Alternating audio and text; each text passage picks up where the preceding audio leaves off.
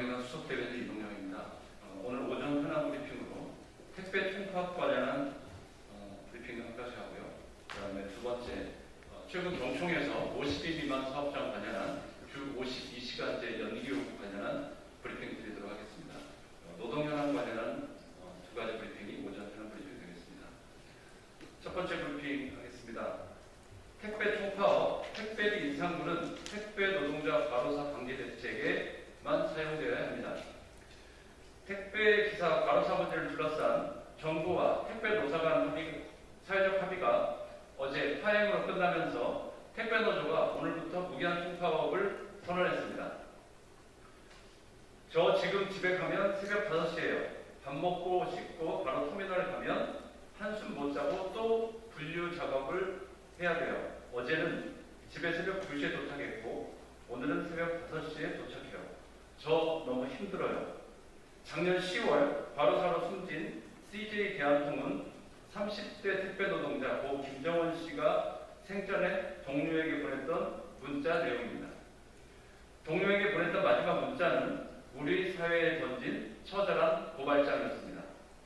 하지만 그 이후 지금까지 21명의 택배 노동자들이 과로사로 숨졌습니다.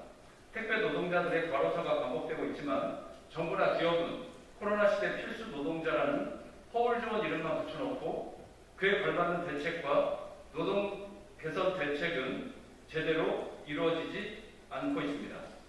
정부와 기업의 사회적 책임을 촉구합니다. 이번 총파업의 근본 원인과 책임은 정부와 택배사에 있다는 것을 분명히 밝혀줍니다. 택배 노동자 과로사를 막기 위해 사회적 합의 기구를 만들었고 올해 1월 21일에 장시간 노동의 핵심 원인이자 택배 노동자 전체 업무의 40%를 차지하며 소위 공짜 노동으로 불리는 분류 작업은 택배사가 책임진다는 1차 합의안을 채택한 바 있습니다. 하지만 어제 택배사들은 분류 작업 책임을 회피하면서 다시 그 작업을 택배 노동자들에게 떠넘기려고 하더니 택배비 인상을 꺼내들면서 결국 합의가 결렬됐습니다. 당초 택배비 문의 인상 논의는 과로사 방지에 사용한다는 것이 전제였습니다. 인상 근거나 사용 계획을 제대로 밝히지 않은 채 요금 인상을 요구하는 것은 결국 택배 소비자인 시민들의 부담을 늘려 택배사의 이익만 더 챙겨가겠다는 의도로밖에 볼 수 없습니다. 결국 이번 택배 총파업의 원인과 책임을 사회적 합의를 중재하고 강제해야 할 정부와 택배사에 강하게 따져묻지 않을 수 없습니다. 정부와 택배사는 사회적 합의 기구 논의를 재개할 수 있는 여건을 조속히 마련해야 합니다.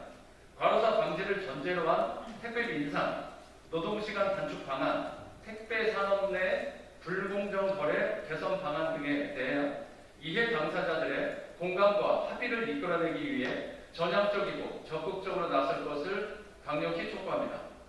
정의당은 택배 노동자들의 과로사 방지와 시민들의 이익을 위한 택배 노조의 총파업을 지지하고 연대합니다. 우리 공동체를 연결해주는 필수 노동자, 택배 노동자들의 정당한 파업에 시민 여러분들께서도 응원과 지지를 보내주시기 바랍니다. 정의당은 일하는 노동 시민들의 죽지 않고 일할 권리가 보장되는 노동 존중 사회로 나아가기 위해 최선의 노력을 다하겠습니다. 두 번째 브리핑 드리겠습니다. 경총의 50인 미만 사업장 주 52시간제 연기 요구는 시험 공부 안 해놓고 시험을 연기해달라는 꼴입니다. 경총이 다음 달부터 시행 예정인 50인 미만 사업장에 대한 주 52시간제 시행 연기를 주장하고 나섰습니다. 50인 미만 사업장은 법 시행 이후 실제 2년 유예기간을 둬서 충분히 준비할 시간을 줬음에도 불구하고 또 미뤄달라는 건 한마디로 시험 공부 안 해놓고 막상 시험이 컵에 닥치니 연기해달라는 꼴입니다. 시간이 부족한 것인지 의지가 부족한 것인지 경총은 솔직하게 말해야 합니다. 당초 주 52시간제를 사업장 규모별로 단계적으로 시행하기로 한 것은 준비 부족을 호소한 경영계의 요구를 수용한 결과였다는 것을 다시 한번 상기시켜드립니다. 300인 이상 50 250명에서 299명, 50인 미만으로 구분하여 적용 시기를 각기 달리 해놓은 결과 다음 달 7월부터 50인 미만 사업장에서도 주 52시간제가 시행되게 되는 것입니다. 게다가 경영계의 요구를 받아들여 지난 4월부터는 주 52시간제 보완을 이유로 탄력근로제 단위기간을 3개월에서 6개월로, 선택근로제 정산 기간을 1개월에서 3개월로 후퇴하는 안이 시행된 지 고작 2달밖에 지나지 않았습니다. 문제는 현행법상 노동자 대표의 지위 등에 관한 규정이 없어 노노조 영세 사업장의 경우 노동자 대표가 사실상 사용자의 지정으로 선임되는 등 노동자의 권리가 제대로 보장되기 어렵다는 것입니다. 아직 관련 법은 국회 문턱도 넘지 못했습니다. 그런데도 50인 미만 사업장에 대한 주 52시간제 시행을 연기해달라는 것은 한마디로 과로사 사각지대를 방치하며 후퇴를 거듭하겠다는 것과 다르지 않습니다.